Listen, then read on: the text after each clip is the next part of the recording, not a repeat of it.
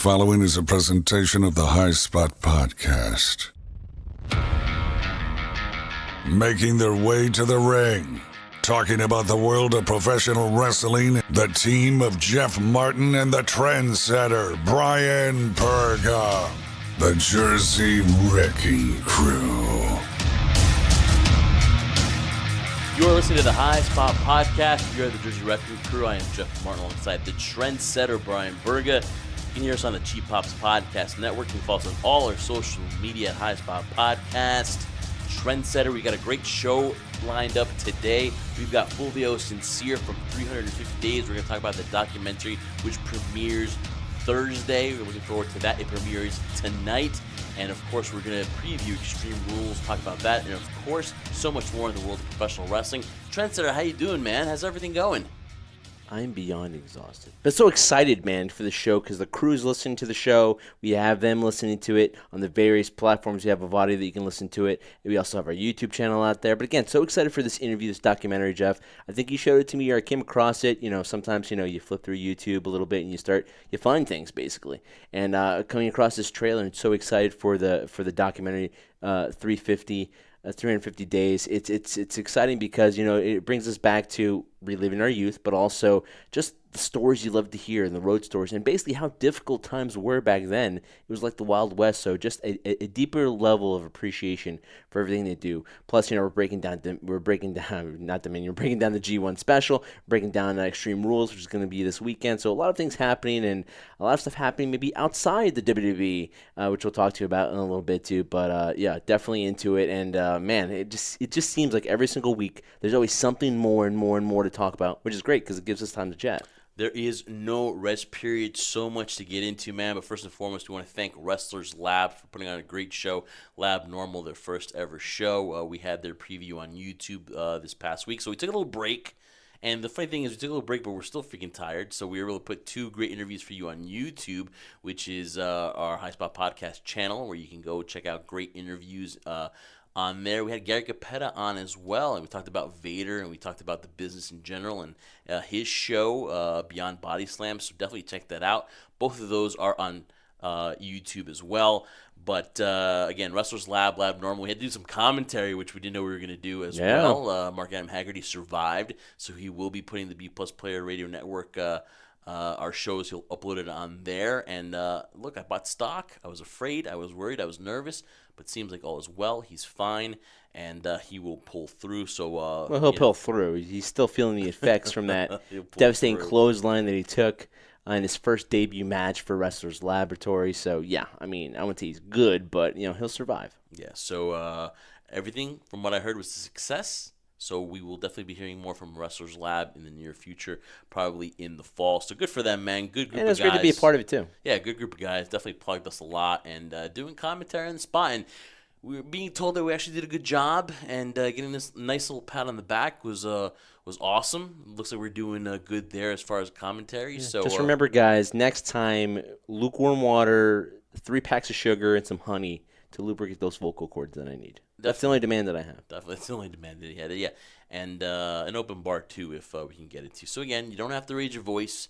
You don't have to act like Mauro Ranallo, because there's only one. Be yourself. Say something witty towards the end. And that's basically how we go about our wrestling commentary. But, man. That's basically how we go about our day-to-day lives. Because that's how we talk. I try to say something witty all the time, but I don't know if I can do that 24/7. But, man, again, while we were at Wrestlers Lab, of course, UFC 226 was there, and then, of course, we saw the Universal Champion. Now, everyone's going to bust his chops that he wasn't on WWE TV. The last time we saw the Universal Champion was, maybe a few months ago, and we finally see him, but we don't see him in the WWE ring, and we see him at UFC 226 in Las Vegas, and there he is, Daniel Cormier, which props to Daniel Cormier for becoming the heavyweight champion, because that is something that is a great feat in itself to do. So he's the first it's first time for him to be a multi-champion, too, in the light heavyweight division. First time for him, the second time in UFC history where a fighter or mixed martial artist has become a 2-division champion. First one was Conor McGregor.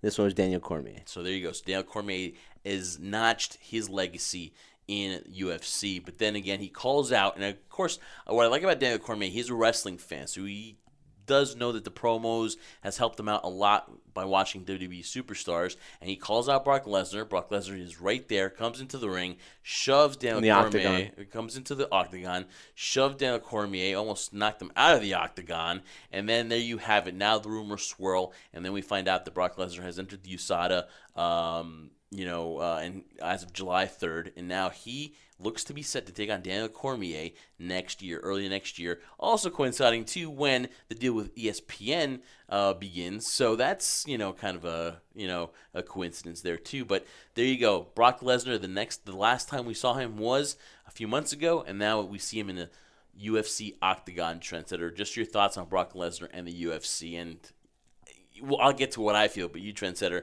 your thoughts once you saw this. Well, basically what I thought about when I first saw it is we knew Brock Lesnar was going to be there. For people to kind of think that Brock Lesnar was not going back to UFC, you're basically just fooling yourself. We knew it was going to happen. So for him to be there was no shock and surprise. I'm sure a lot of people picked Steve Miocic to retain his title, and maybe it would have been as exciting of a matchup. And now Daniel Cormier and Brock Lesnar, it's set. It's done. And there are a lot of people that are upset, of course. I completely understand why they're upset, because right now we know that Brock Lesnar will not be defending the Universal Championship at SummerSlam, one of their biggest pay-per-views of the summer. Kind of tail ends the summer on a high note. And what's the percentage that you would give that? The percentage that he will not defend the title? Yeah, what's the percentage that he won't be? Because we were watching Raw last night, and it said Brock Lesnar will be on the Raw after SummerSlam.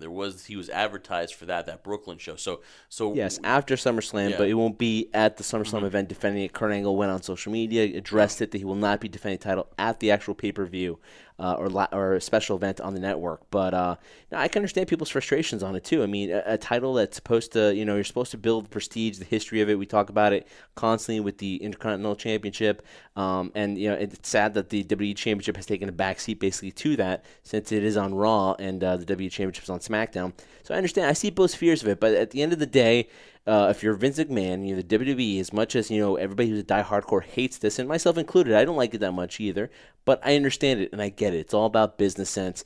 Brock Lesnar going to the UFC brings more people to want to see WWE programming, and ultimately, if he does successfully defeat Daniel Cormier, he not only is the WWE Universal Champion, he will now be the UFC Heavyweight Champion. So if he does make a return back to WWE programming, it just makes him a bigger star. It makes him more of a must-see commodity than he is already. So will Brock then not wrestle till after he gets his first fight in the UFC? Because if that's the case, then we're looking at Brock being the champion into 2019. So yeah. I don't know how that's going to work. Yes, that idea is there that he becomes the Universal Champion. He's still the Universal Champion, and then he's also the Heavyweight Champion, the UFC Heavyweight Champion. But that's going to be an interesting aspect to do so. There's no doubt you could do both, but if you're trying to protect Brock Lesnar to make sure he's not dealing with any injuries, again, getting into the ring and taking bumps isn't the best thing you want to do as you're preparing for a camp to fight a guy like Daniel Cormier for the heavyweight title. So, yeah, I don't see him wrestling. I see him appearing on WWE programming, but not necessarily defending the title. And that's going to make more fans even more irate. And I get the fact that the Universal title isn't defended and you want to see it on Raw. You want that title to, be seen on a weekly basis. My gripe is always that Brock Lesnar is that special attraction that when you see the champion, when he knows he comes to your town, it's going to be a special event. It's going to be a reason to go out there. He's not going to go to, and please forgive me, Sioux City, South Dakota. He won't be there, but he will be there. Got a lot of haters now, Jeff. Yeah, he will be in Chicago. He will be in L.A. He will be in New Orleans. He will be in New York. You get what I'm trying to say. Yeah. But the fact is, don't hate Brock Lesnar, because it is not Brock Lesnar's fault. He's not holding Vince hostage saying, I'm taking the Universal Championship and I'm not losing to anybody. No, at the end of the day, and I know that a lot of people have commented on Twitter saying, Brock Lesnar has killed that Universal Championship. Brock Lesnar, hasn't defended that title in a certain amount of days compared to somebody else, a certain guy that you guys still root for in CM Punk, and you made that comparison. Why don't you compare him to somebody else? But my gripe is on what WWE Creative has done. And there's been people saying on Twitter and social media saying, it's time for a change. It's time for Brock to give up that title. But at the end of the day, it's a failed experiment on Roman Reigns, because there were so many opportunities to put the title on Roman Reigns. You had the chance at Mania. Vince didn't pull the trigger. At the Greatest Royal Rumble, where it was Like, it was perfect timing to do it. You decide not to go with it. You don't pull the trigger on that, and now you have a situation where you knew Brock was going to go to the UFC. You know Brock wanted at least one more match. You know he wanted to make history, right?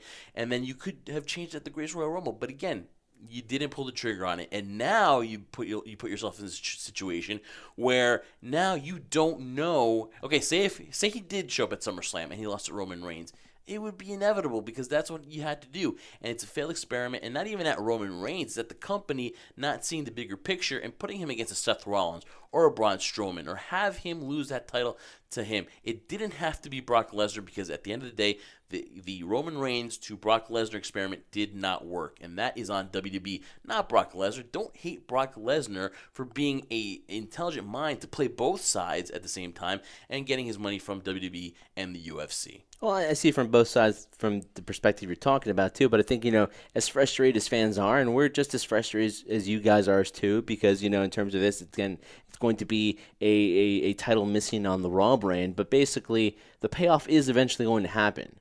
Not anytime soon, of course, but it's going to happen because you have your Mr. Money or your monster in the bank, Braun Strowman, who we've always wanted to see a rematch between him and Brock Lesnar. Don't know if that's exactly going to happen, but at the same time, if you've been building up, despite the fact of how they've handled the Universal title to this point with Brock Lesnar, the one credit they do have is the way they've been building up Braun Strowman.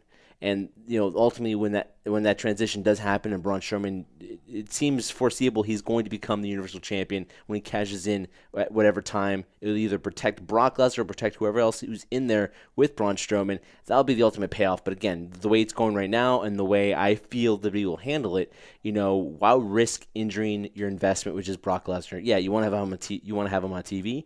That'll definitely bring up numbers and ratings on your programming. But to risk him getting injured, for him to have the ability to actually achieve history and become a champion in another sport and another type of skill set, that would be just huge money, dollar signs in Vince McMahon's eyes, I feel, and WWE as well. And again, the other thing too is on the UFC, here is the example where I believe UFC going to another wrestler to come save the company. I don't know how much in danger the UFC is, but when we talk about guys that constantly don't make the weight, that have a reason why they can't make the championship matches. I believe a match before they couldn't make a title match because the one fighter didn't make the weight by like 3 ounces or so, and they had to cancel it. So and then the whole Conor McGregor situation, where is he right now? And the fact that Ronda Rousey now is in WWE, even though that relationship with Dana White was a little bit strained as far as fighting again, the fact that you have to bring a WWE superstar into your ring, and of course the match with Mark Hunt was null, so it really doesn't count in a victory for Brock Lesnar. But it happened, though. But it happened. I know, we were there. Again, it's the eye test, It's right? the equivalent of non-sanctioned matches. Because it's now the same thing. We saw it happen. Now people don't want to say he hasn't won since 2010, which is actually not the truth. Not But the if truth. you want to say 2010, that's fine. If you want to put it there, and that's what you want to do, fine. So you're making it worse. You have a guy that hasn't been there once since 2010, and he's going to be the number one contender for that heavyweight championship. Doesn't that guy 9 years later, doesn't that guy Miocic deserve a rematch, or does Dana White control it and be like, no, we got to have Brock and Daniel Cormier fight? Shouldn't there be like another 3-month rematch before he takes on Brock Lesnar? Well, I think timing's everything, obviously. Dana White's no fool. I mean, granted, yeah, the way the track record, like you've mentioned before, of missing weight and certain fighters getting injured, big money fights not living up to par, and the whole John Jones scenario and craziness. Oh, don't talk to me about that. I know, exactly. But with all that being said, this is a perfect timing for Dana White. Yeah, does Stipe Miocic deserve a rematch?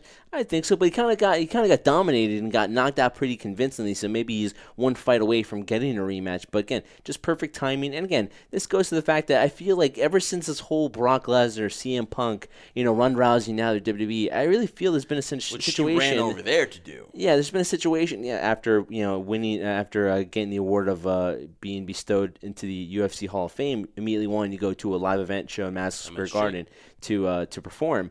But I feel like there's this huge rivalry going on now between wrestling fans and mixed martial arts fans.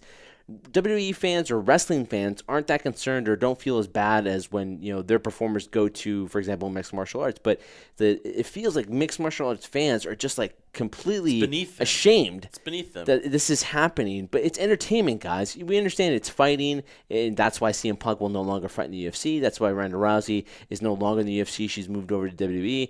It's entertainment. What do you want? Do you want more of how we debate with pro wrestling? Do you want to dedicate your audience more to the die-hardcore fan base, or do you want to open up to the general audience? You bring in a guy like Brock Lesnar, you're going to have more fans coming to the arenas, you have more fans paying money, ultimately more in the fighter's pocket, and the fans, you're going to enjoy it more because you're going to pay still regardless. Whether you like it or not, you're going to pay to see that fight because you want to see Brock Lesnar get beat up. And the sooner UFC fans realize that you're in the entertainment industry and fighting second, welcome to the dark side. Welcome to sports entertainment, which you've basically become, because every single time you come knocking on that door. You knocked on Vince's door before the first time for UFC 200. You wanted Brock Lesnar as your main draw because a couple people weren't able to make it. You couldn't get the matches that you wanted. So they came knocking on Vince's door, and Vince obliged. As long as you do some advertising for SummerSlam, go ahead. You can use Brock Lesnar whether wins or loses. Really doesn't matter. So there you go. I mean, there you go. Dana knocking on Vince's door. And it's not the other way around. I think the door is always welcome. It's always another step for the UFC fighters because at the end of the day, hey,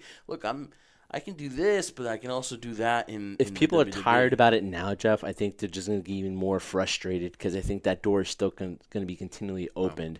The crossover appeal from MMA to WWE or sports, quote-unquote, entertainment is more open as opposed to people from wrestling to mixed martial arts. So I think that door is always going to be open because, again, the other X factor, depending on when Conor McGregor decides to come back and fight Khabib for the UFC championship. Once that's done, people have talked about maybe Conor McGregor moving over to WWE. He's definitely ready in terms of on the microphone and talking. So we've seen Floyd Mayweather make the transition over to wrestling. It's a no-brainer, man. It brings money. And so if people hate it now, you're going to hate just as much down the road because I think that door between UFC and WWE will always be open. And as wrestling fans, as WWE fans and pro wrestling fans, we want you guys, UFC and mixed martial arts fans, come to our side. There is no line. There is no white line that divides us. Cross it over because when we watch the UFC matches, we go to the bars or we order to here, we root for these guys. Yeah. We love them. We don't talk badly about UFC because it's two different worlds. But, oh, wait a minute, no, because now the worlds are colliding. The worlds are joining as one. And UFC now, welcome to the world of sports entertainment. Because if you get a guy like Brock Lesnar to come do your show, and with all the facts and the facts that you want to say that he hasn't won since 2010, and you want him to be the first one in line, and then obviously, come on, dude, that thing was so staged with the whole shoving match with Daniel Cormier. Come on, man.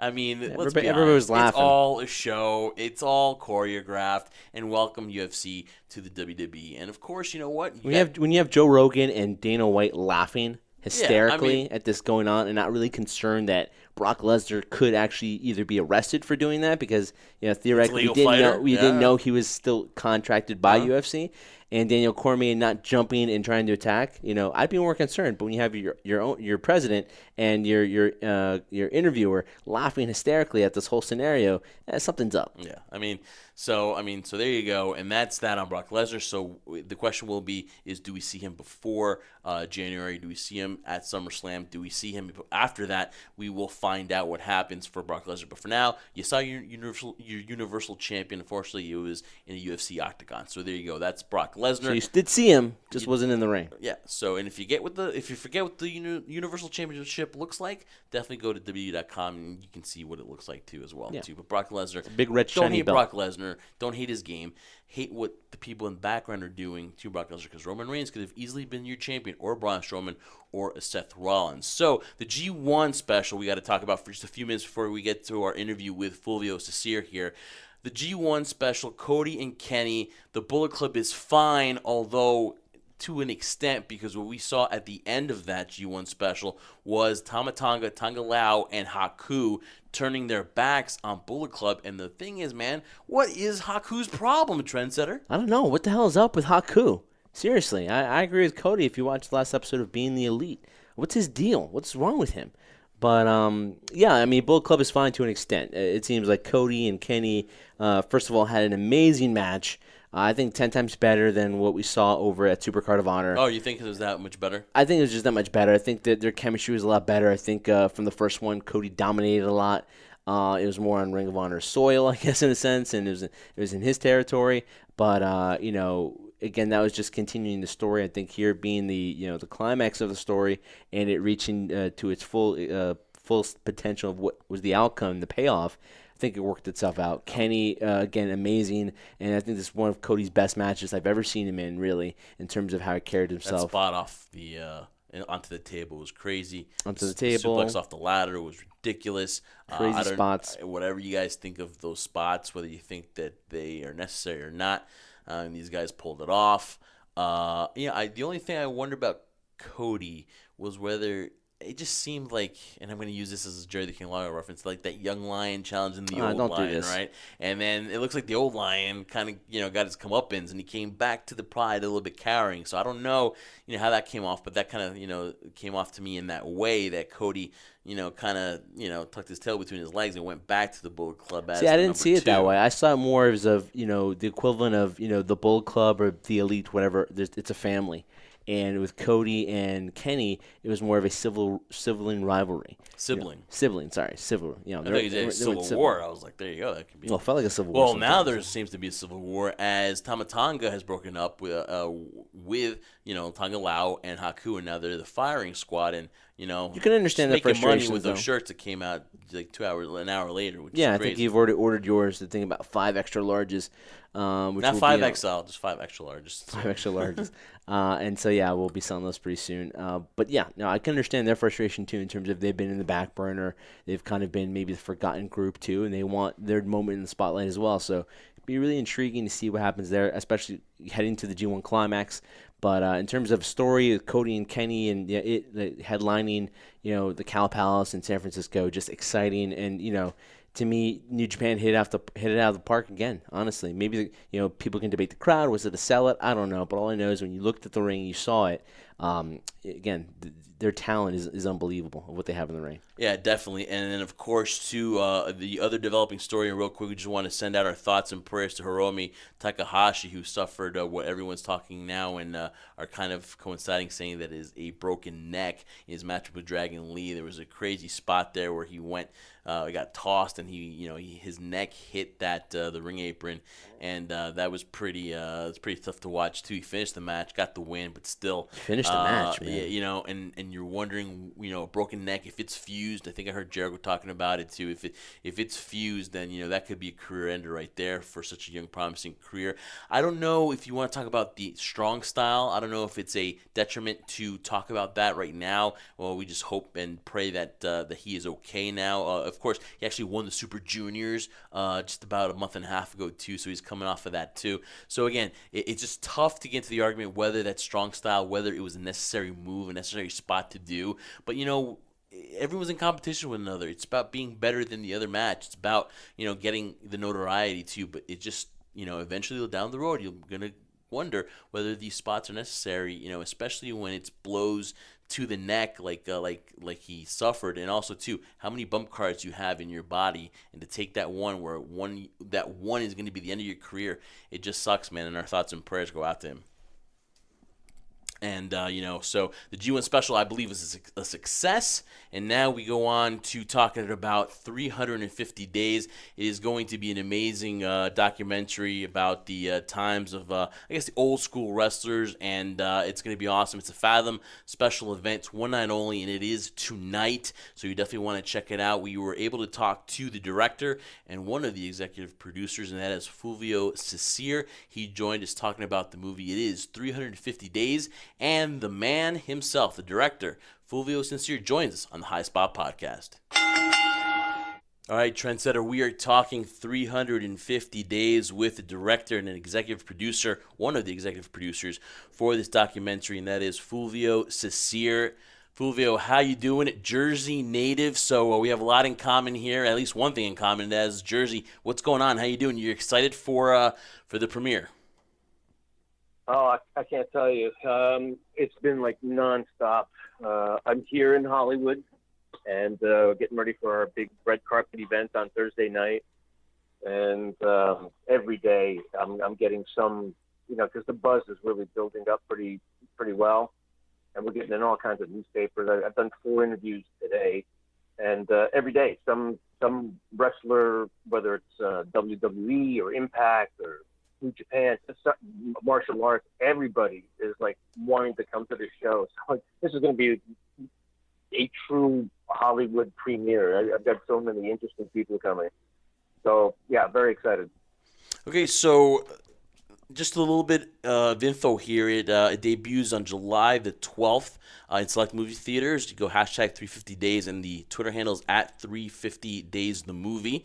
For anyone in Jersey, we'll be playing in Clifton Commons and also in the Garden State Plaza in Paramus. So definitely check it out here in Jersey. So got to support one of our Jersey brethren here. And and by the way, also down at the shore. I know it's playing, I think, in Hamilton. It's playing in Philly. It's playing in a bunch of places in New York City. So the whole tri-state area, we're pretty well represented.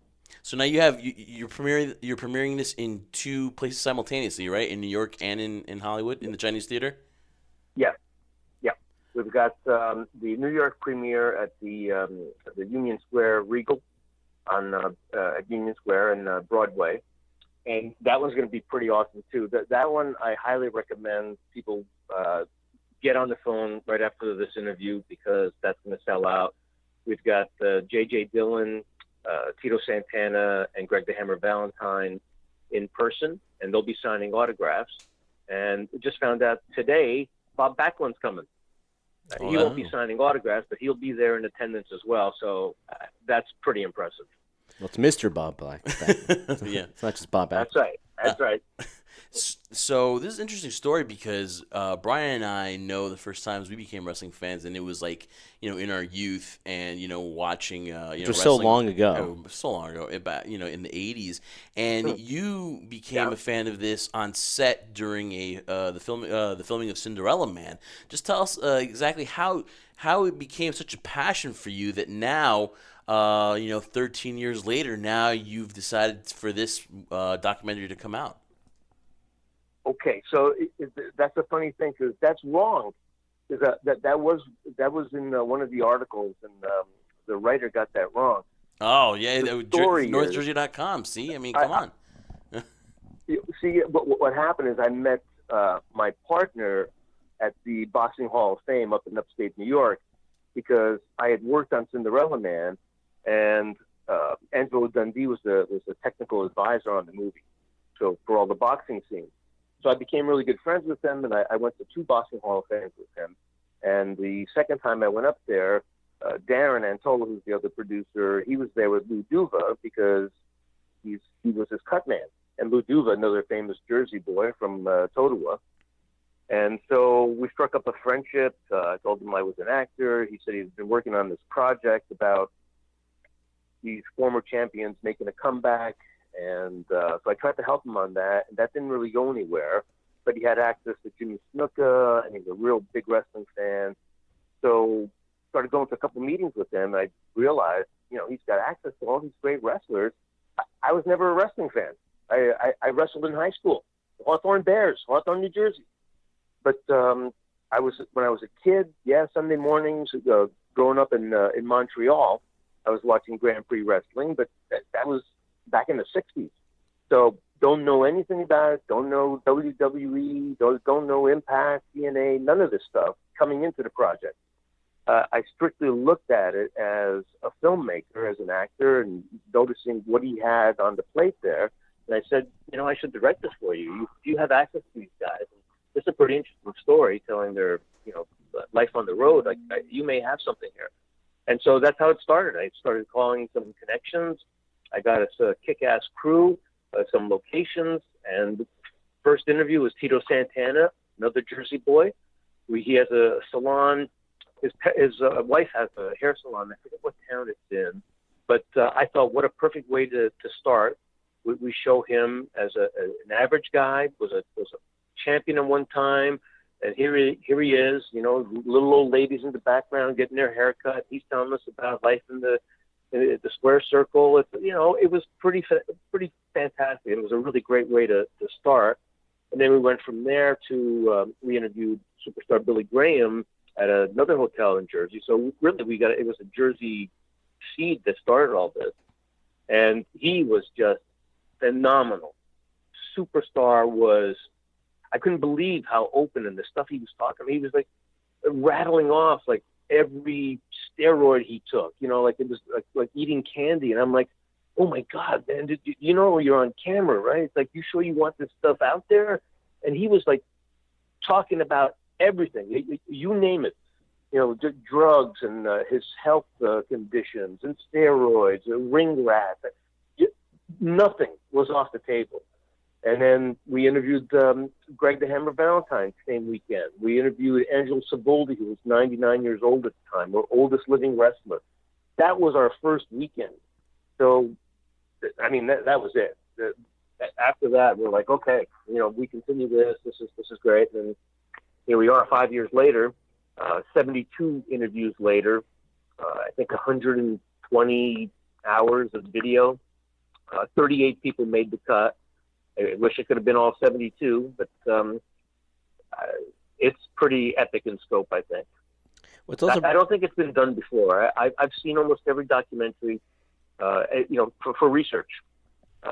And I love so many of them. I've seen so many, like the recent ones on Andre the Giant and Ric Flair and all of those, Beyond the Mat, Lipstick and Dynamite, way back.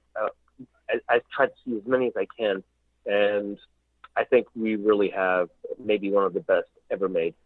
What did you want to do different? Because obviously the one that everyone goes by is the one in the Attitude Era, like around 98, 99 or so, which was, Bret Beyond the Mat. Hart. Yeah, Beyond the Mat. And they also had the Bret Hitman Hart Wrestling with Shadows.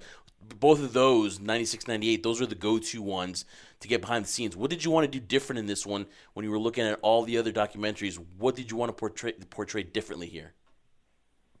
Well, it's funny. It wasn't so much about the content that I was interested in because, like I said, I wasn't really a wrestling fan, so I wasn't like a mark or anything like that, or a super fan trying to, meet my idols or whatever. I wanted to make a movie.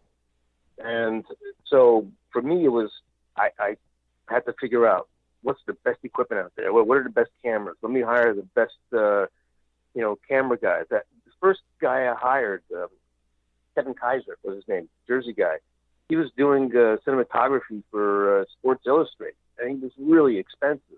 And so I meet with him in Hoboken, and I'm like, man, I'm working on this project, and could really use a hand, and we have such limited funds, and blah blah blah.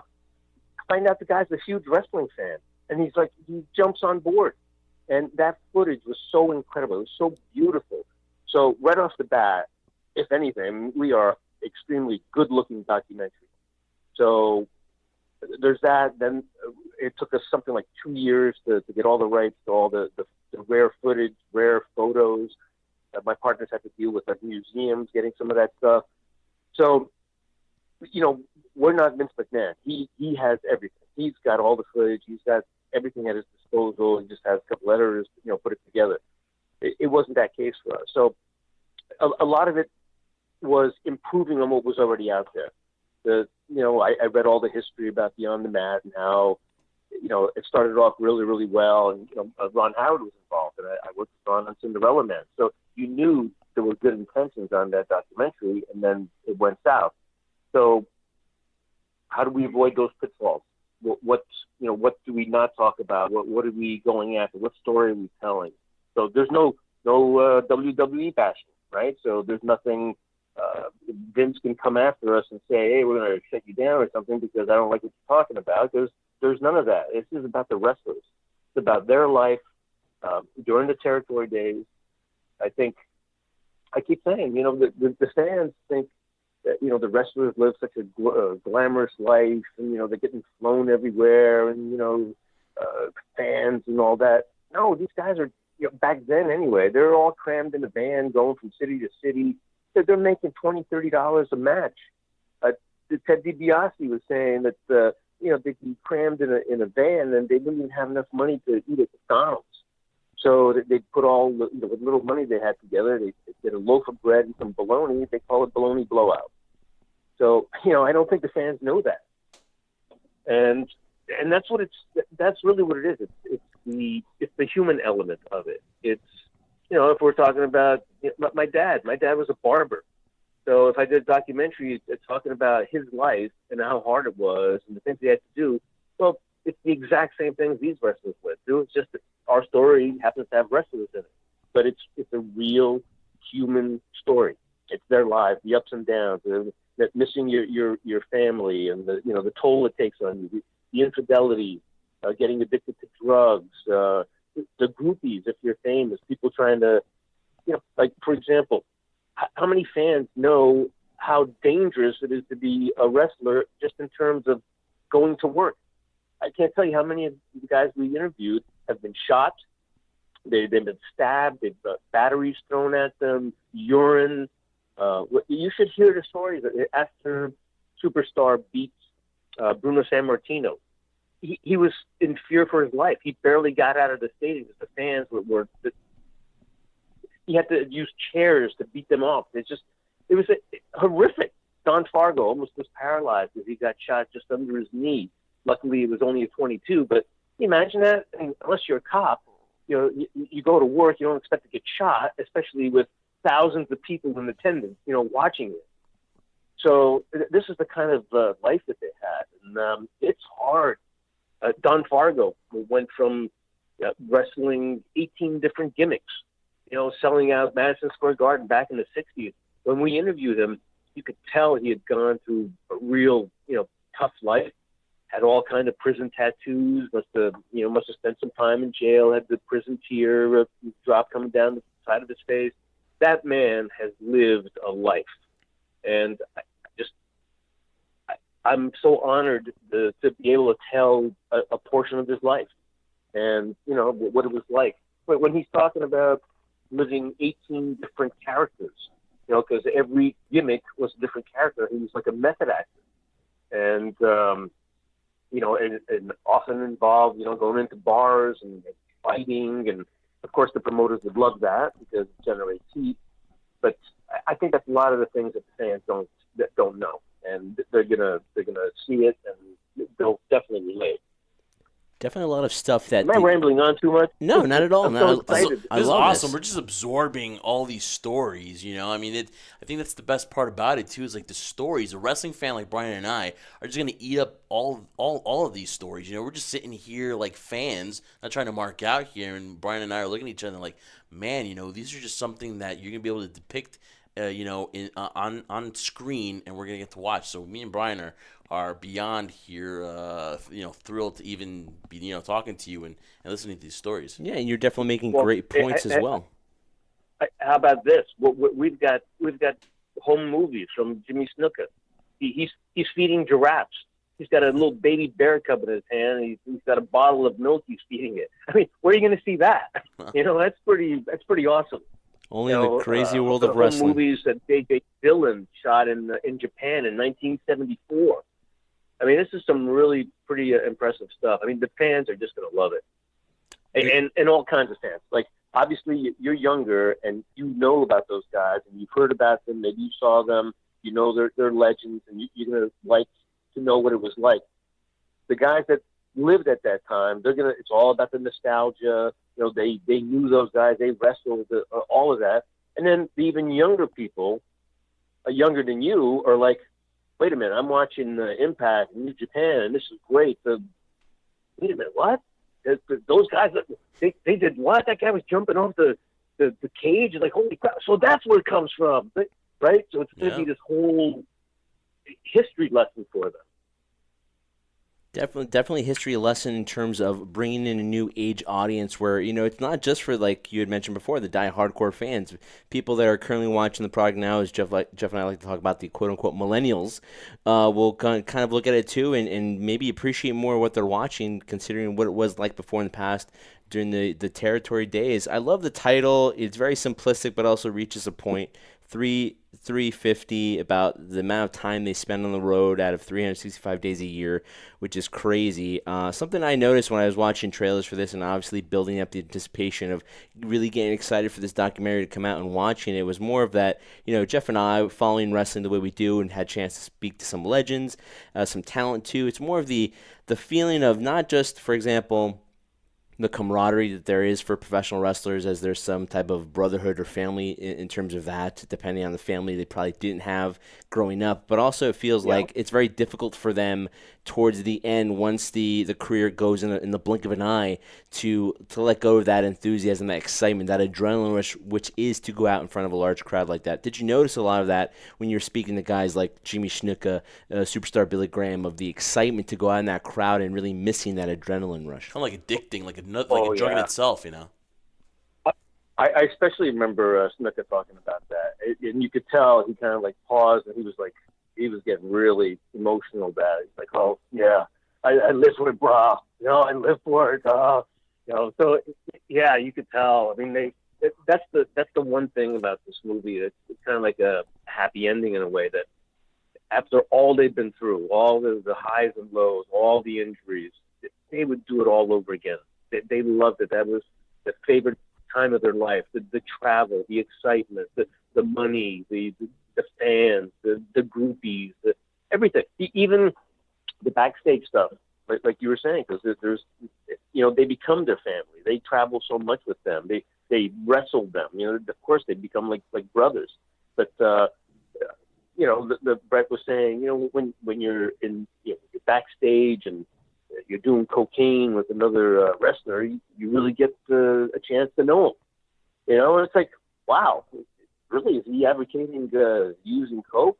No, not at all. He's just saying, we were on the road. This is what we were doing. That was the times, and I'm with this guy and backstage, and we're doing that. Like, wow, yeah, I remember talking to Adrian Adonis and telling me about his breaking into the business and stuff. It's like, my God, it's pretty awesome for him to just be so open about it, right? It's not something you would think you just talk to some documentary guy. Maybe you mention it to your friend or around the bar or something, right? But that's how open and candid and heartfelt this documentary is. These guys really, really opened up, and I am just so proud and glad that they led me. And no sugarcoating. That they know that a lot of things they're saying is going to be controversial. Like J.J. Dillon, he says that he was unfaithful from the beginning in his marriages. I mean, wow, you're telling the world that? I mean, that's pretty, wow, that's pretty awesome, man. So they're letting it all on the table. It's really, really honest. I mean, that's the word that keeps coming back, heartfelt.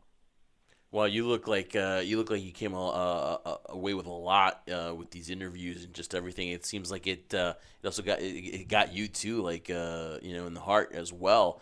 One of the wrestlers that we are fans of still is Bret the Hitman Hart. Not knowing, I mean, at that point being kind of novice to wrestling and talking to Bret Hart. What did you get out of his interviews? Because it seems like he was like an open book to you, right? I mean, I know all of them were, but what specifically about Bret Hart did you, I guess, come away with the most about the man? I keep telling the story because it still stuns me to this day. I flew to Calgary to interview him there, and I just had a really like maybe 10 questions, because that was pretty much what we needed, and we were done in like 20 minutes.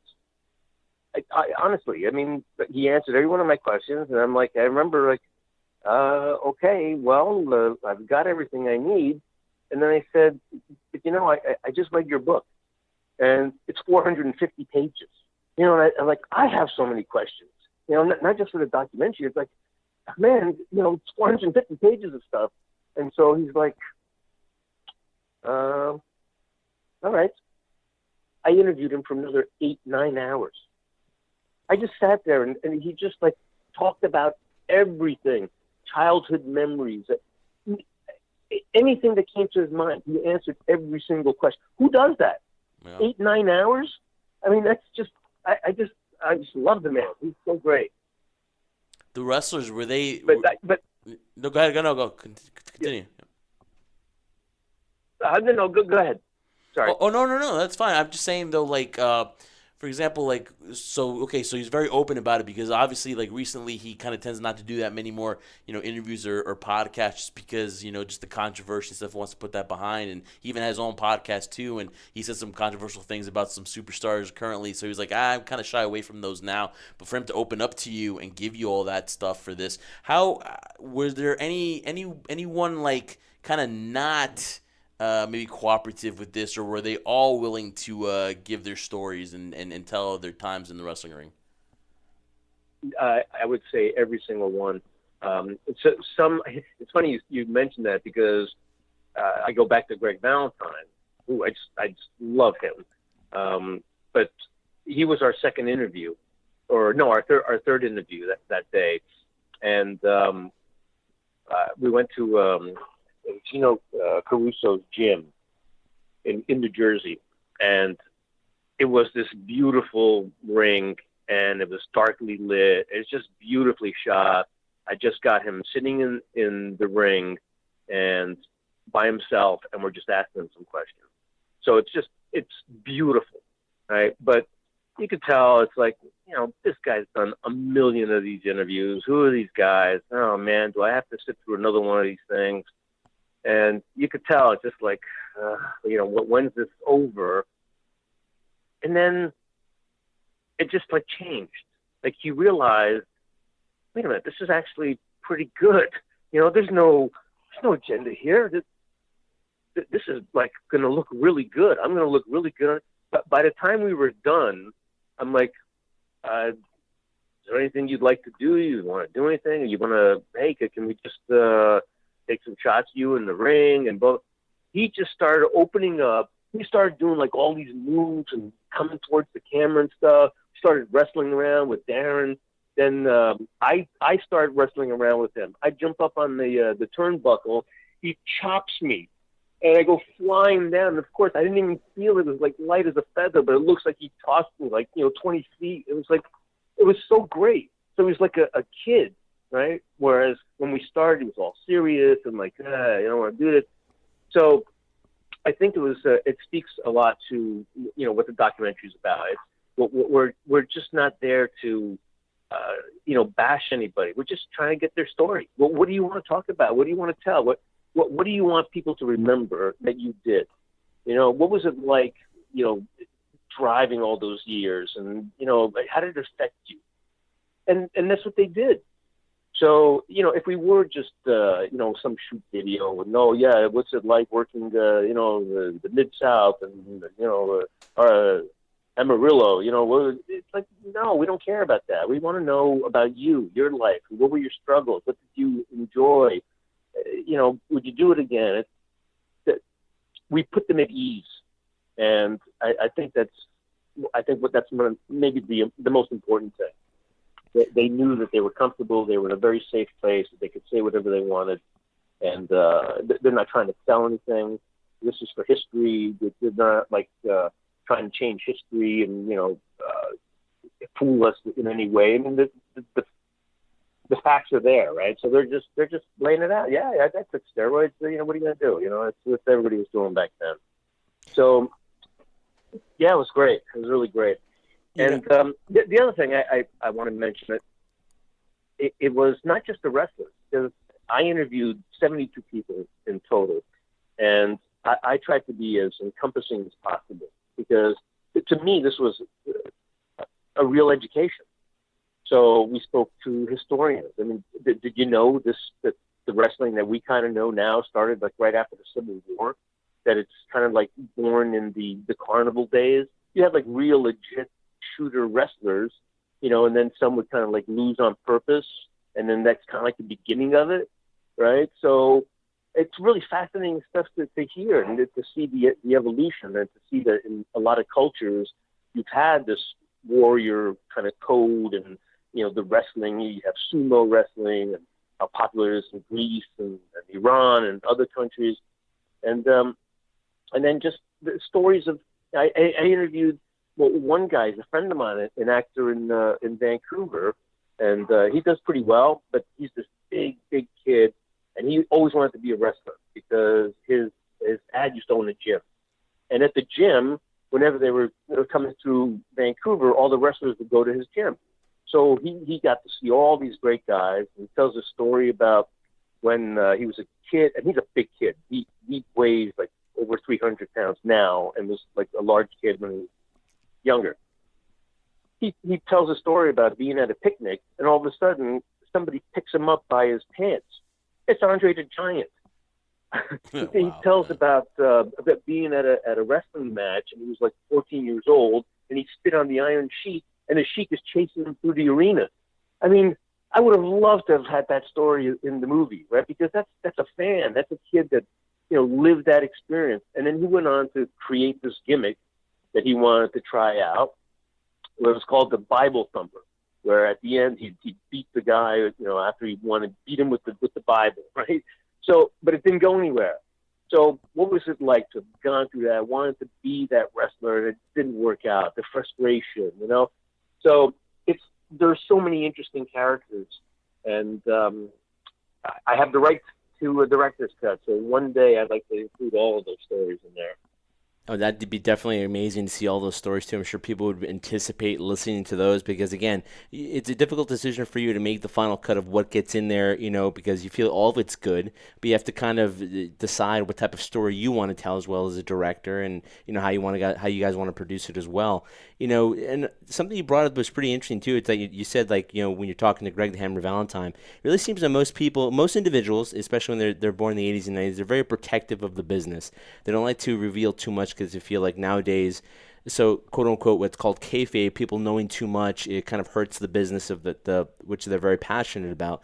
But what's something I enjoy the most too is that when you talk to these legends, these people that have paid their dues in this business, which is professional wrestling. Nowadays we talk about the mainstream Hollywood and how popular it is, and you look at individuals like, for example, you might know the name Stone Cold Steve Austin, you might know Dwayne The Rock Johnson, how successful they've been transitioning from the world of professional wrestling into mainstream Hollywood, and The Rock being a huge blockbuster star. And a lot of people are surprised by it because they might think that professional wrestlers, they're a whole bunch of Neanderthals and they don't know how to put two sentences together, when a lot of them are basically out there performing every single night. And it's not, for example, you can go out there and, I made a mistake, let's take two. It's one shot. So talk about the dynamic of that, of these people you interviewed, and how, they were really more performers and actors way before, they don't get the respect that they deserve, basically. So a couple things, because that's an outstanding question. So, but first I want to tell you that, you probably know because you're big fans. I don't think others out there know how big of fans celebrities are of wrestling. I have Luke Perry's son coming to my event in Hollywood. He wrestles as the Jungle Boy. I can't tell you how everybody and their mother has been telling me how Jimmy Kimmel is such a wrestling fan. Andy Richter, Jon Stewart, Debbie Harry, Blondie goes to wrestling matches. Are you kidding me? This is like, I had no idea. And so, yes, it's Hollywood is aware of wrestling. And going back to your question about, performing, that was the one question that I asked every single wrestler. It was my signature question. Do you consider yourself an athlete or a performer? And every single one of them had a different question, had a different answer. Someone would say, well, of course, I'm an athlete. And others would say, well, no, of course I'm an actor. I'm putting on a show, but I'm also an athlete, right? So it crosses all those lines. I keep mentioning in every single interview how I'm so blown away by these guys because, I'm an actor. I'm good at what I do. I have to memorize lines. I have to get into character. I have to, imagine my son just died and I've got cameras in front of me and I got to cry. I got to do all this stuff. And, that's my job. Well, these guys, they have to improvise. They have to be stuntmen. They have to be athletes. They have to create drama. They have to make their own moves, so they're choreographers. They direct their own scenes. It's crazy. And even like Brett was saying, Bob De Niro, would gain 100 pounds to play a character, but would he take a steel chair to the head? Or would he, blade himself to bleed? That's what they do. Are you going to allow a 300-pound guy to jump off the ropes and fall on your chest and know that he's going to miss you by a hair? Would actors take that chance? I don't know. I mean, I'm a pretty trusting guy, but that's some serious stuff. So, yes, Brett himself, he'll tell you, he was such a technician, and he is truly an artist. A lot of other guys were very stiff, but people like Ox Baker. I can't tell you how much fun he was. He was like our comic relief, and I just love it. Everything about him was so awesome. He's this big guy. His look, his character, his demeanor, his stories, and he talks kind of like in this real old, style where it's, still talking about dames and broads kind of thing. I don't know. He was just so funny, and you wouldn't consider him a big technician at all, right? He's just a famous heel, but obviously a performer. He's a heel. He's the bad guy. It's iconic. So they are performers. That's what they're doing. They're putting on a show. Like Ted DiBiase said, I mean, it all changed, and Vince McMahon said that it was sports entertainment, and it's changed since then. But now, if you look at stuff like, and I've just become aware of it because I've got some of the Ring of Honor guys coming, and Impact, and you look at their promotions, and holy crap, these guys are really good wrestlers. I mean, they're flying. They're really great technicians. But way better than the Ox Baker would have been, right? But now there's competition, which is great. So it's not just WWE anymore. And I think the word that you said that was amazing is you said wrestler, performer, I would say artist, because, for example, I've always been drawn to the heels. And I've been drawn to how heels can pull a crowd in. You were talking about getting batteries thrown at you. You're talking about people urinating on you. And that aspect of, for example, in the trailer, Mr. Wonderful, one of them says that, I drew you in. I drew you to to get that heat. I'm telling the stories and the storytelling in the ring. They set up the feuds, and it gets the crowd emotionally invested. Especially back in the 80s and 90s when there was that like kayfabe where these wrestlers they weren't seen together from the audience. They would you have good guys hang out with the good guys, and the bad guys would try not to all hang out. And now like everything's out there. Now on Instagram and social media, now you have everyone hangs out with each other. That kind of magic and illusion is gone. But for example, like as an actor yourself, and you look at these guys, and for example, getting a whole crowd, a whole mob wanting to come beat you up, and them actually believing that you are this evil person that just took the leg out of your favorite hero, and for a baby face to be like for everyone to to connect. I think that's what makes them amazing. I think that's why actors are drawn to them, and why because you're emotionally invested, right? Wouldn't you agree to that? Oh yeah, and it's funny that I don't know why, but my mind automatically went to what Superstar and Greg Valentine were saying, how the fans, I can't tell you how many of their cars were destroyed. Because they would know that they were probably driving like Cadillacs, right? And somehow they figured out it must have been theirs, and if they won the match, that was it. That their car's been destroyed. And could you imagine that? I mean, you're just going to work, and your car's destroyed because you won. And it's crazy. But, nowadays, it's like, yeah, everybody knows everything.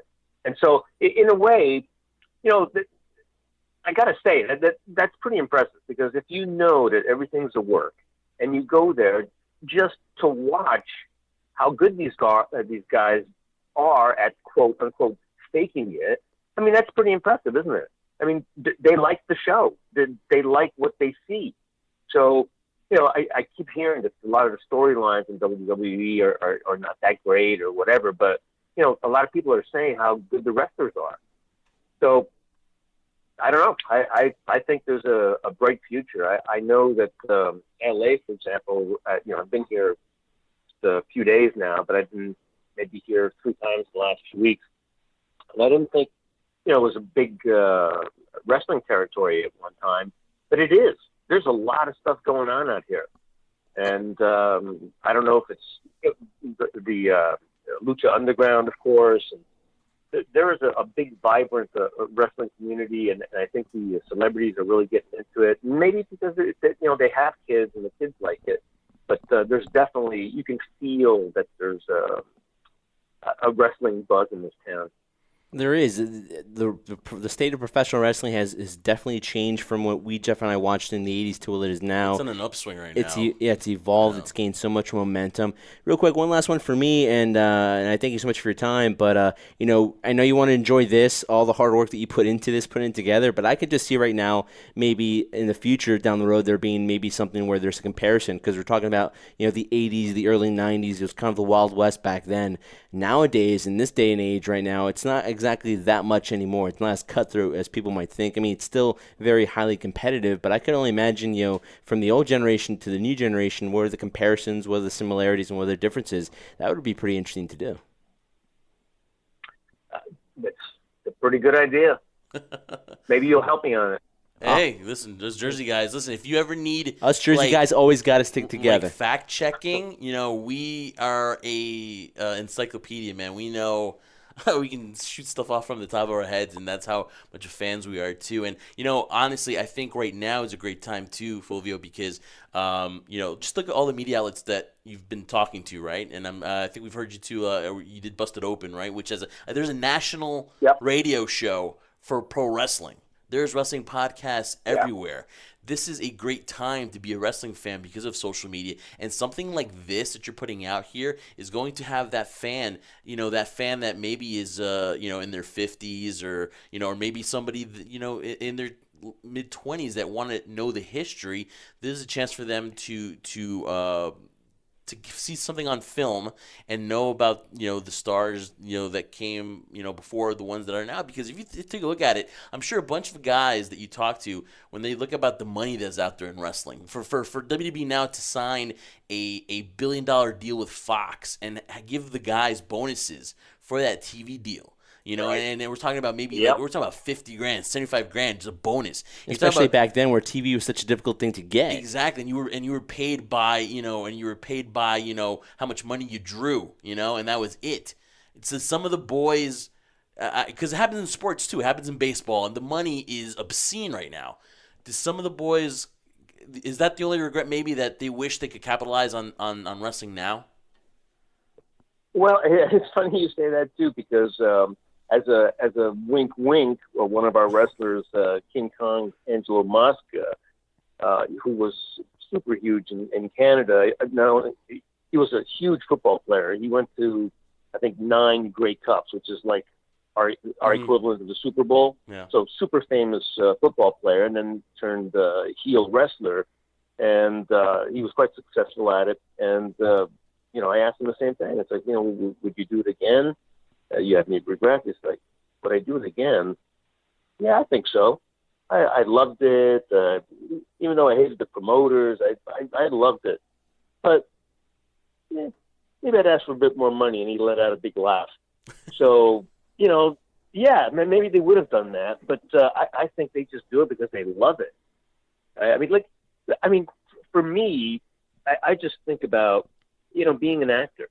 I constantly. I don't have any experience as a stunt guy, but I've trained in martial arts, and so I'm comfortable with it. But every single time that I ever play a part where there's any kind of physical activity, or I need to get shot or fall or whatever, I have to beg the stunt coordinators to let me do it because it's fun, right? So I can only imagine being in a ring doing that, for a living. Because yes, it's hard and it's grueling, but holy crap, that would be so much fun. So, yeah, I also would like to make money at it. And I think, to answer your question, it's like the Kevin Costner movie, right? You build it, they'll come. And there's so many good promotions out there right now with some really, really talented people. And that's why it's popular right now. Yeah. So I hope it keeps up. For me, it looks like I've hit some perfect timing, And I really hope that the fans will respond. Like today, you're the fourth interview, and I talked to somebody in Austin. I did an interview for a newspaper in Louisiana, and one in Ann Arbor, Michigan. So we're hitting all of America. It's going to be in 400 theaters Thursday night, and I really hope that all the wrestling fans and the non-wrestling fans, especially people who just want to know good human interest stories, come out to see it, because I really, truly, this is no hype trying to sell tickets. It's really a heartfelt movie that I think people are really going to respond to. It's very emotional. So, unless you're afraid of shedding a few tears in the theater, maybe you won't want to go, but it's a really, really beautiful movie. I'm very proud of it.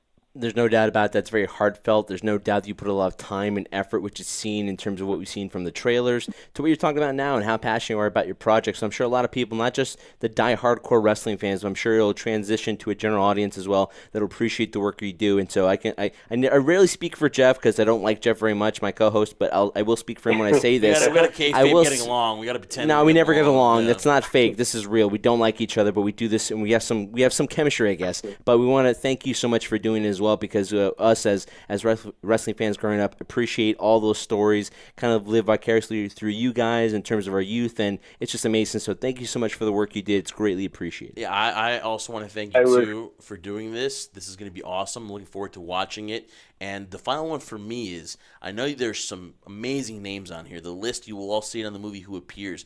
Now, I'm pretty sure there must be, after doing this, there might have been maybe someone that has passed already, or someone that you just couldn't be able to reach out that you wanted to talk to. If there was somebody that you could have had one more interview with, that's, when unfortunately, this is probably the last image that we'll have of Jimmy Superfly Snuka and George the Animal Steel. This will probably be the defining moment that we remember them with this movie, and we're glad that you're paying tribute to them by that. But if there's anybody that's that's passed or that's still out there that you weren't able to get for this movie, who would it have been? Yeah, it still kind of hurts. It's still kind of raw, because I really thought we were going to get him. We were so close. We were talking to people. It looked like it was going to happen. I live in Vancouver, and Roddy Piper lived in the Portland area, and so I was ready to go down there, and he passed away. That was a huge shock. That really hurt. And so he was definitely the biggest one. And then the other thing is, there's also, you have to remember, some people may say, well, wait a minute, why didn't you interview the Hulk, or this guy or that guy? Well, the truth is that we couldn't. A lot of them are under contract with WWE, so you don't have access to them. Some are on like a Legends contract, and maybe you can get a few questions here and there, but they won't for a documentary.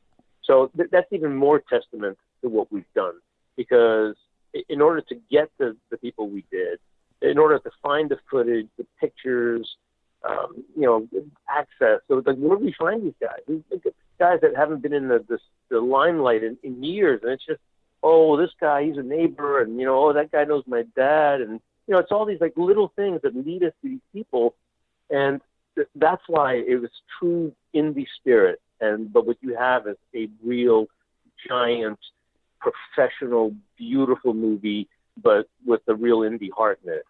And so that's really why I hope that people respond to it, because it isn't The Rock and Skyscraper, right? It's like a little movie, but real. It's human. It's very, very touching. I think that's great, because we've heard of the Hogans and the Flairs, and if you would have had those, then maybe two or three of the guys that are in this don't make the cut. And I think it's great. And listen, I want to thank you personally for the Legends too, because when they most of them will come to the event, or they'll watch it, and they'll get that gleam, like one last time at least, get that gleam to see their story told on the movie set, on the on big screen. So that's what I also want to thank you to. And listen, Roddy Piper was amazing. Fulvio, I don't know if you keep up with the current product, but there's a promo that he did with Chris Jericho about old school being cool. And I think I'll send you that link so you can take a look at it. And then you also need to YouTube also Roddy Piper Ronda Rousey commercial that just aired like this week for the video game. you're gonna get chills, and Great. that's how awesome Okay. that's how awesome it would have been for you to have gotten Roddy Piper, because it's amazing, yeah. man. It's amazing. I know. And I'd like to take this opportunity to give a shout out to Chris Jericho, because Jericho knows all about our movie and is so excited to see it. And we invited him to the premiere here in Hollywood, but he's got a rock and roll band. He's got a heavy metal band called Fozzy, and he's going to be playing in Wisconsin that night. So I tweeted out to him, thanking him. I'm sorry that you're missing the premiere. Immediately wrote back saying he can't wait. So I really appreciate the support from Chris, and I think when he sees it, he's going to love it. Oh, you'll be on Talk Jericho soon enough, Fulvio. You'll be on Talk Jericho soon. But listen, I want to thank you, man. Proud of your roots in Jersey, for you to getting all the success, and you're gonna That's right. get hit mainstream, man. Listen, I put the offer out there for you for the next time to come over here to do one in person. So I really love to do that. And again, continued success. I'd love to. And thank you as a wrestling fan. We'll do the interview, and then we'll go to Mana and Hackensack. Oh, wait, man, get some sliders, man. There awesome. you go. Yeah. The movie is 350 Days documentary. You can follow them on Twitter at 350 Days the movie. It's playing in select theaters, so please go on fathomevents.com and check it out too. The director we're talking to is Fulvio Cecere. You can follow him at Twitter at F.Cecere. And again, the movie, it premieres Thursday, and definitely if you guys are wrestling fans, you want to tune into this. Thank you so much, Fulvio. Oh, you're welcome. Thank you. Jersey rules. All right, Trendsetter, that was Fulvio Cecere talking about 350 Days. Again, it is happening tonight, the premiere on fathomevents.com. Please, if you're in Jersey, if you're anywhere in the Tri-State area, please look it up, look at the places to go to, and check it out. Definitely worth watching, too. You talk about the old-timers, the old-school wrestlers, and talk about their life back in the day. And if you want to compare it to the business trend that we are right now, that wrestling is on such an upswing, it is tremendous. So, it's about time we appreciate again the old school, and this is going to be a perfect example of doing so. So, definitely something you need to check out. Definitely need to check out, and you said it best. It's a sense of appreciation for everything that came before you. It's like the old saying, respect your elders, they paved the way type of scenario. To see all these stories and to see the trailers, there are 2 trailers out there, guys. Just go on YouTube, check it out. Really exciting to see them interview in terms of the things of their lifestyle back then compared to now. Now you see up, down, down. You see people playing video games in the back. People a lot more civil. Back then, people Instagram and Instagram, Twitter, social and all the media, getting stuff out there. Back then, exposure depended on how much money you drew to a particular location, and also, it's very cutthroat. I'm going to step over you to get my spot in, so that I can have more money and things of that nature. So it's very, very crazy and a lot more open in terms of just a lot of experimentation in terms of whether it be drugs, whether it be in terms of infidelities and life on the road and things of that nature. So really different time now than I would expect it currently, now that the time we're living in 2018. But again, just shows a huge sign of appreciation for myself and Jeff to see this documentary, for it to be made, but also a sense of appreciation for the you hate to call them old timers, they're legends in my mind. Legends, there you of go. what they've done and what they've contributed to the business and what they still contribute by telling these stories, because sometimes you're taken back in time when you hear these stories and you're just like, wow, it's so it's. I'm not trying to compare that it wasn't good back then or compared to now, but you're just, wow, look how it's grown and look where it is now and look where it hopes to be in the future, that you and I hope to be a part of it as well.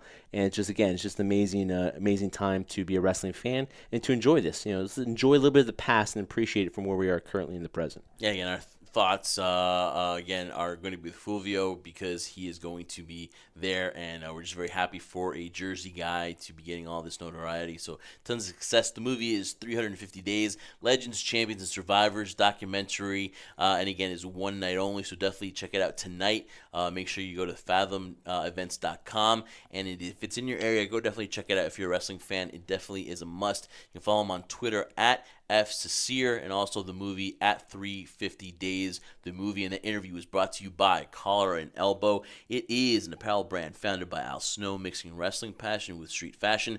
From cool-looking headwear to great-looking men's and women's shirts, check out their entire spring fashion and summer fashion line by going to collarxelbowbrand.com and save 10% off your entire online purchase just by entering promo code High Spot Podcast, all in caps, Trendsetter. Ooh. I get that summer gear. Summer's quickly He's got some good stuff on there, coming dude. and going. They Exactly. got some good stuff. You got to check out their summer line for 2018. I can't check Got some it out. tank top. No, why? I'm joking. You can't? You don't want to? No, if I go there, I'm going to be giving all my money away from them. So you stay away from it, you know. You unlock that wallet of yours? Yeah, no peer pressure. All right, Trendsetter. I've been unlocking it pretty good the last couple months. So, yeah. I'm not a cheap guy. I jest, Trendsetter.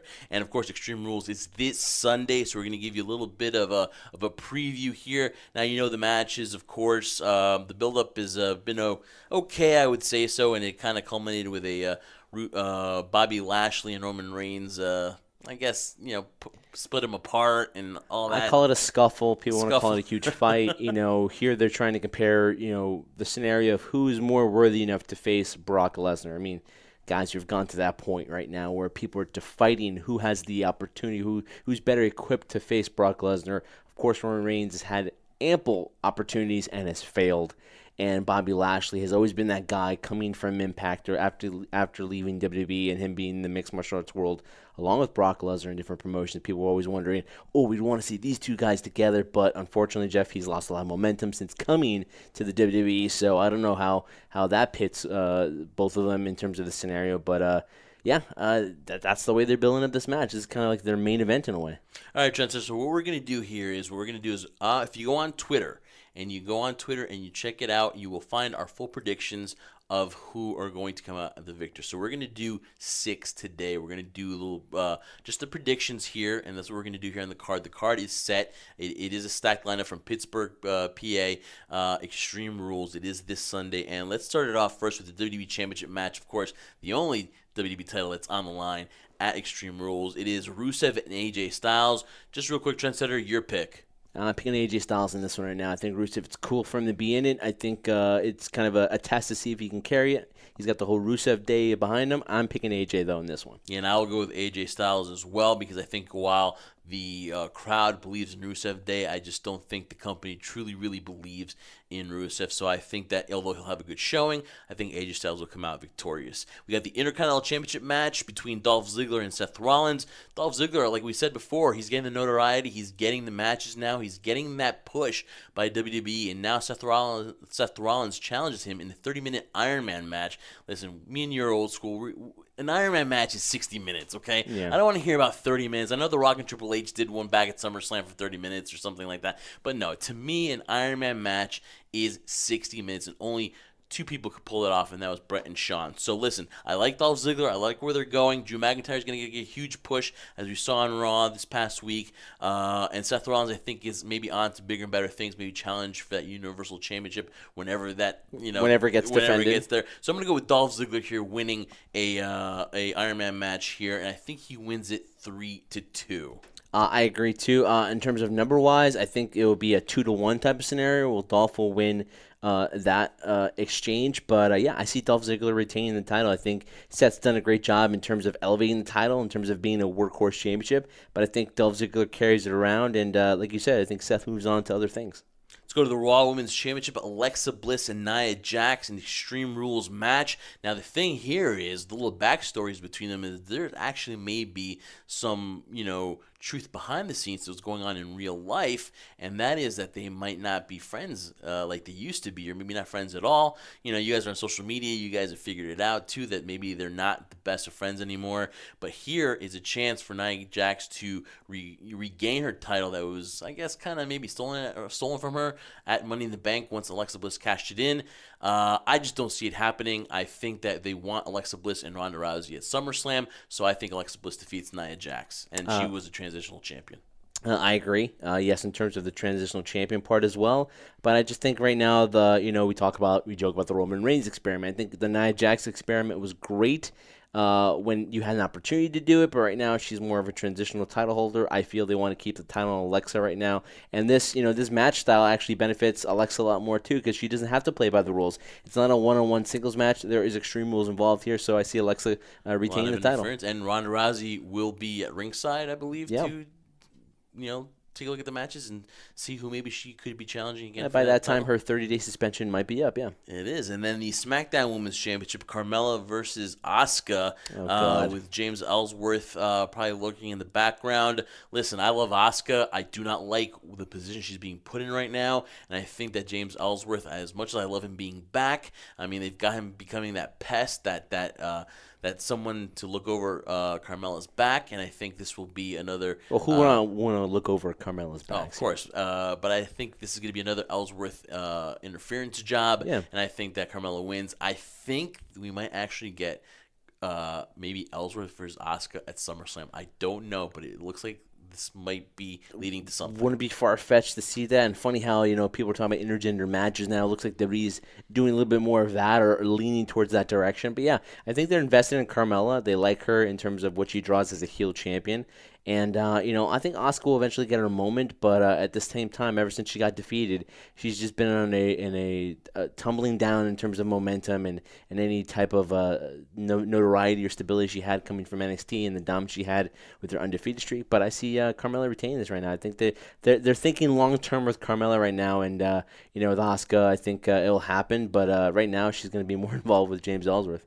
All right, and now we've got Roman Reigns and Bobby Lashley. Of course, it was kind of what centered around the whole Raw this Move past on. week. No, honestly, we need to get a pick here. Roman Reigns or Bobby Lashley. This is tough, but I think Roman Reigns is going to become the victor. I'm going to give you the upset here. I'm picking Bobby Lashley. Really? Yes. It's not because I really badly want Bobby Lashley to win. You just want to differentiate with me. But that's one. But two, it's like, it'd just be cool to see something different. It doesn't hurt Roman Reigns if he loses him. Right now, who needs the victory more? We always make that debate. I think Bobby Lashley needs him more because ever since he debuted from on Raw after WrestleMania, it just no momentum whatsoever. It's just been crazy. The feuds he's had have been terrible. We wish Sami Zayn a speedy recovery, but I think Bobby Lashley needs this more to be considered as a legitimate threat or to be able to compete for the Universal Championship. Now, this could also lead to maybe like a disqualification, a interference or something like that because they don't want to hurt Bobby Lashley. But I'm going to go with Roman Reigns because, listen, they are on the Roman Reigns train here. I don't think anything's curtailed it. I think if anybody's going to go to beat Brock Lesnar whenever they meet down the road, I think it's going to be Roman Reigns, whether we want to or not.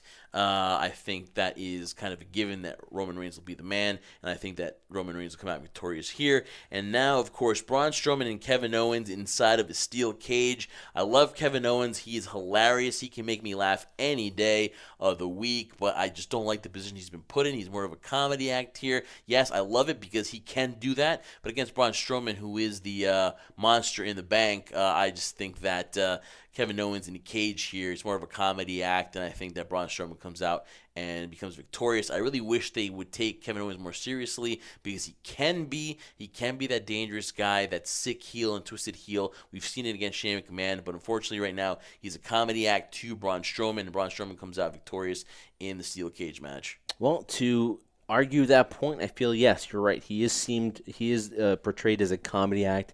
I say it countless times with you, sometimes perception is reality. So when you're looking at him acting the way he's acting, running around, the whole scenario where he's using the porta potty and being stained in blue, whatever dye that is, it's funny. But I think this time, enough's enough. And I feel, in this scenario too, it benefits somebody like Kevin Owens because, he can escape the cage. He can go through the door. He could be that conniving, that heel that just barely gets away but gets a victory over Braun Strowman. So I'm picking Kevin Owens here. All right, then. Of course, because you know what? Braun Strowman is the monster in the bank, so he really, he could lose here. It really doesn't matter because he can cash in that Money in the Bank whenever he wants to. That's something that, that totally went over in my head. So, that's a possibility too. But I'm going to go with Braun here. Okay. And then, of course, those are your picks, predictions. Of course, you can check out the rest. It will come out on Twitter. Definitely check out our picks. We will have the full card for you there with our previews and predictions there. So definitely check that out if you are gambling on this. If you're going to Vegas, you can actually gamble on professional wrestling. So definitely, if you consider the trendsetter if you consider my opinion or the trendsetters, you definitely want to check out on Twitter our predictions trendsetter. And listen, just want to say two more things here before we head out today. We are all in. We will be on Podcast Row coming up for Labor Day weekend, August 30th to September the 2nd. We will be at Podcast Row, so definitely looking forward to All In. And also, too, Yeah, Boardwalk Beatdown a few days before that. So if you're in the tri-state area, can't go to All In, you can definitely go to Atlantic City and definitely check out the Bullet Club and every single wrestler on God's green earth, because that's basically what you're going to see here. And definitely, meet them. Goldberg, Sting.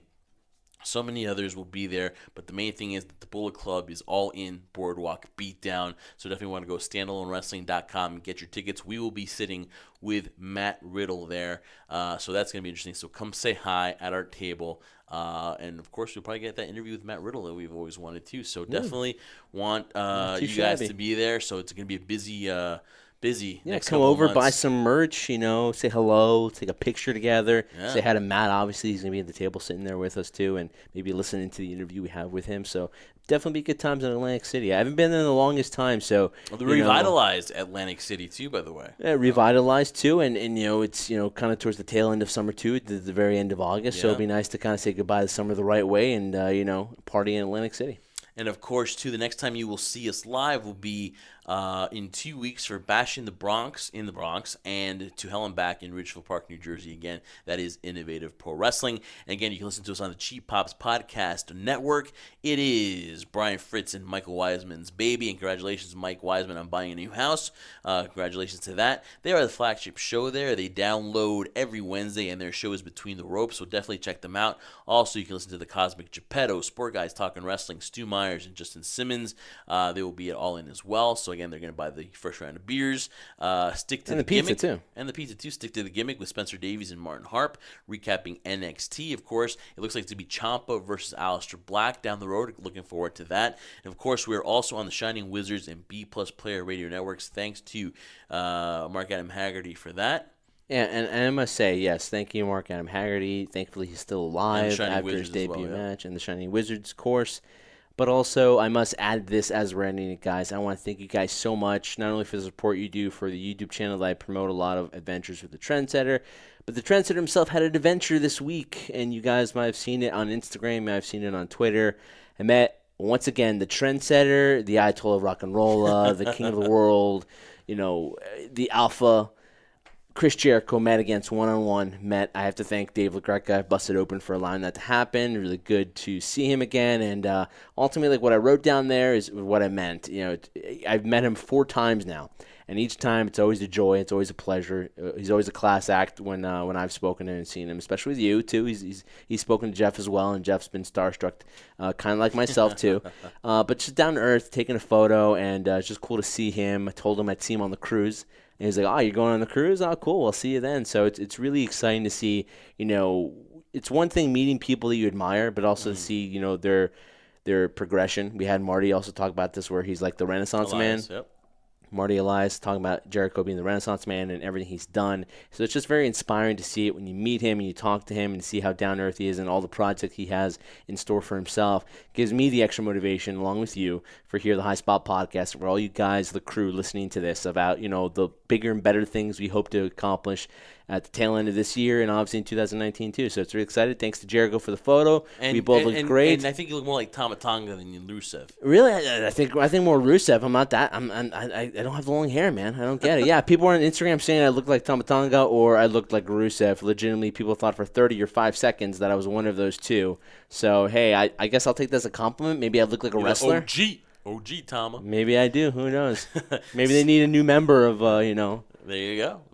New T-shirt. Yeah, but again, thanks to Shining Wizards, of course, Mark Adam Haggerty on B+ Player Radio Network. You can follow us on all our social media. That means Facebook, Instagram, Snapchat, Twitter at High Spot Podcast. And also you can follow us on Apple Podcasts. Leave a 5-star rating, a review. Where it's all we need is just, review and tell us how good a job we're doing because we guys do it for you guys, the Jersey Wrecking Crew too. And not only can you listen to that, you can also listen to it on SoundCloud, TuneIn, Google Play, Stitcher, and Podbean too. So guys, there are various places, especially our website, highspotpodcast.com, where you can kind of look at everything from a landscape and kind of choose how you want to listen to the. How you want to Sammy Callahan with his media call, we're covering it, and you can listen to the full audio on highspotpodcast.com. Yeah. And the YouTube channel, Adventures with the Trendsetter, is kicking ass, man. He is getting us subscribers. 600. Thank you guys so much, the crew, for listening to it. I have been very delayed. I admit it with my videos and postings, but I do have a lot in the can. Do something about it, man. I'm going to put it out there for you guys, so enjoy it. And like I said, hopefully the adventures continue in November and into January for myself and Jeff. Again, thanks to Fulvio Cecere there, 350 days. Check it out. Definitely worth watching if you're a wrestling fan. And again, man, thanks to everybody here, and thanks again to my partner, the Trendsetter, man. Couldn't do without you today. Couldn't do without you as well, because we are the Jersey Wrecking Crew. For my tag team partner, Jeff Martin, I am the Trendsetter, Brian Berger. Thank you guys so much for listening to this week's episode of High Spot Podcast. We post out every Friday. And remember, guys, we do this for one reason, and one reason only. We do this for you, the crew.